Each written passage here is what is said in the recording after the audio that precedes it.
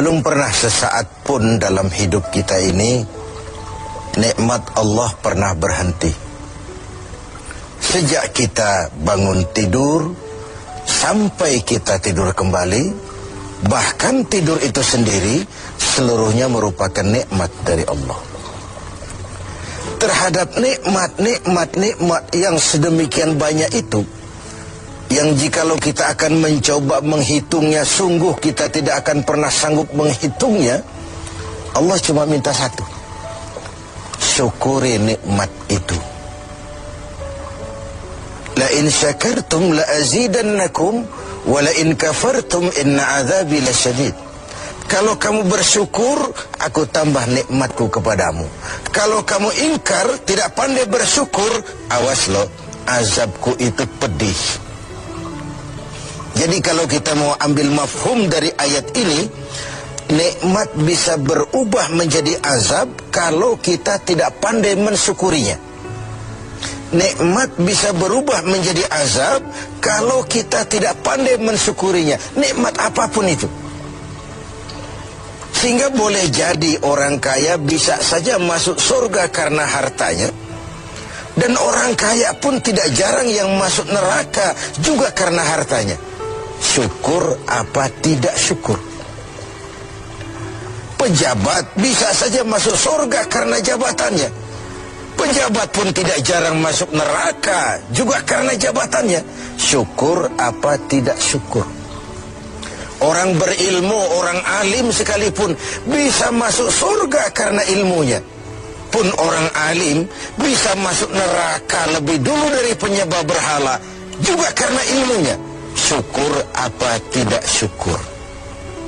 Nah, kita zon politikan, makhluk sosial yang tidak mungkin hidup sendiri.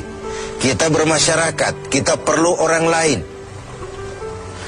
Nah, di dalam bergaul bermasyarakat kita bertingkah laku, berperilaku, berbuat, berkata dan sebagainya.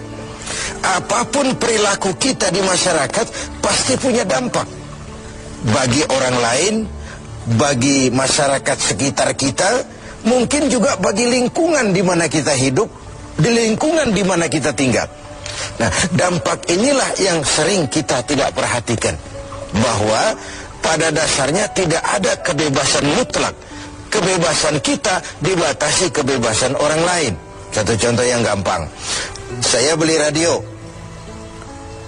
pakai uang saya setel di rumah saya sekeras-kerasnya. Lalu saya ngomong, radio saya, yang beli saya, pakai uang saya setel di rumah saya sekeras-kerasnya, gak ada urusan sama orang lain. Itu sikap yang tidak mempedulikan lingkungan. Padahal tetangga saya sebelah juga boleh ngomong begitu.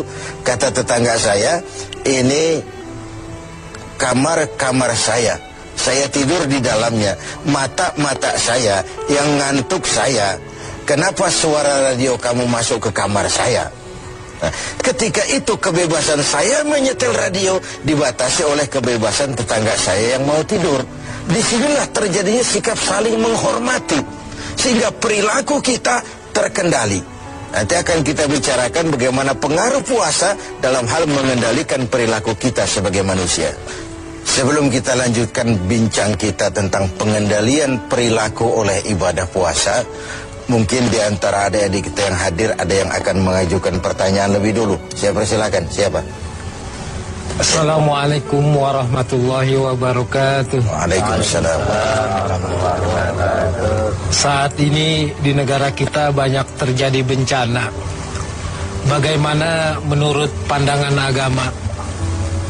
Ya, sesuatu yang aktual, tetapi mungkin nanti dari pembicaraan ini akan runtun mengarah kepada jawaban atas pertanyaan tadi, karena saya lihat ada sinkron ya, ada kesinambungan. Begini, tadi di awal pembicaraan kita membicarakan ayat, kalau kamu bersyukur aku tambah nikmatku kepadamu. Kalau kamu ingkar, awas, azabku itu pedih. Nah, kita bangsa Indonesia ini oleh Allah dikaruniai sebuah negara yang istilah Al-Quran itu baldatun thayyibah. Sebuah negeri yang begini subur. Buminya, di atas perut bumi kita segala pohon hidup. Di bawah perut bumi kita ada gas, ada minyak, ada batu bara. Laut kita yang merupakan 2/3 negeri ini, pasir lautnya saja bisa dijual menimbun Singapura sana. Ada minyak lepas pantai, ikan kita luar biasa, sehingga negeri-negeri lain sering menangkap ikan di perairan Indonesia. Kemudian hutan kita jutaan hektar. Laut kita kaya, bumi kita kaya, hutan kita kaya. Tetapi rakyat kita masih belum bisa lepas dari kesulitan. Timbul pertanyaan, selama ini kita diberikan hutan yang begitu luas jutaan hektar, apa kerja kita? Nebangin doang, nggak pernah nanemin lagi.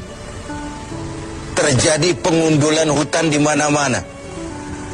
Yang namanya illegal logging, tidak ngerti juga kita. Penebangan liar itu kok bisa ratusan kubik seperti itu. Akibatnya apa? Tanah longsor, banjir melanda, terjadi pengundulan. Akibat ulah yang kita lakukan sendiri. Mengambil istilah Al-Quran, Zaharul fasadu fil barri wal bahri bima kasabat aydin nas.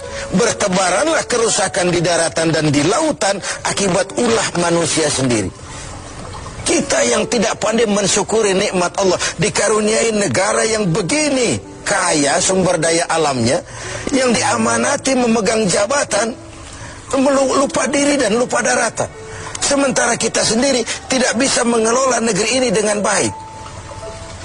Yang disuruh ngurus beras, sering nimbun beras. Yang disuruh ngurus laut, sering jadi bajak laut. Yang disuruh ngurus hutan, rame-rame jadi orang hutan. Ada fenomena-fenomena seperti itu. Nah, lalu bagaimana kaitannya dengan musibah, dengan bencana yang belakangan datang menimpa kita? Begini, ayat Quran menjelaskan bahwa peringatan Quran itu wattaqu fitnatan la tusibanna allazina zalamu minkum khassa. Takutlah musibah, takutlah bencana, takutlah fitnah yang kalau dia datang tidak hanya menimpa orang-orang yang zalim di antara kamu. Orang yang baik terkena juga akibatnya. Nah, dengan kata lain, dilihat dari sisi ayat ini, kenapa bencana terjadi? Ini akibat dosa borongan. Borongan itu kalau sudah borongan namanya, yang benar ikut kelibet juga. Kita nggak perlu cari kambing hitam, tapi akibat 1-2 orang makan nangka, yang lain ikut kena getahnya semua. Di Aceh yang tertimpa tsunami, banyak sekali saudara kita yang baik-baik di sana. Di Jogja pun begitu, di Pangandaran pun begitu. Entah mereka terkena juga musibah akibat dari segelintir tingkah laku orang. Ini yang perlu kita khawatirkan. Jadi kalau yang ma'ruf jalan, tapi yang munkar juga jalan. Kebajikan ditegakkan, tapi maksiat dilaksanakan. Ketika hukuman datang menghantam yang maksiat, yang baik-baik ini akan terkena juga dampaknya. Walaupun buat orang yang baik-baik, ini merupakan ujian. Kan musibah itu kalau menimpa orang baik-baik namanya ujian tuh. Kalau musibah menimpa orang setengah baik itu 50-50. Di golongan yang sholat rajin, maksiat tekun. Sedekah mau tapi korupsinya lebih gede dari sedekahnya. Cuma lipstik aja ngumpetin korupsinya, dia sedekah. Kemudian yang model seperti ini kalau terkena musibah, itu teguran namanya, bukan ujian. Sebaliknya kalau orang jahat terkena musibah, itu persekot itu, DP. Nah, ini merupakan harus jadi renungan buat kita semua tanpa sekali lagi perlu mencari kambing hitam. Mari sama-sama kita melakukan introspeksi. Berangkat dari ayat yang kita bicarakan sejak awal tadi, nikmat bisa berubah menjadi azab kalau kita tidak pandai mensyukurinya. Nah, ada hadis kursi, balah menjelaskan, terkadang melihat ulah manusia, aku ini kepengen turunkan azab saja, kata Allah. Tetapi ketika aku melihat orang-orang tua yang sujud di keheningan malam, bayi-bayi yang tanpa dosa masih menyusu, dan binatang ternak melata mencari makan, murkaku pun surut, azab aku tarik kembali. Kalau kita renungkan hadis ini, masih ada yang meredam murka Allah, menjaga keseimbangan. Orang-orang tua yang di keheningan malam sujud sambil berlinang air mata, nangis di hadapan Allah. Kita hutang jasa dengan orang-orang tua seperti itu.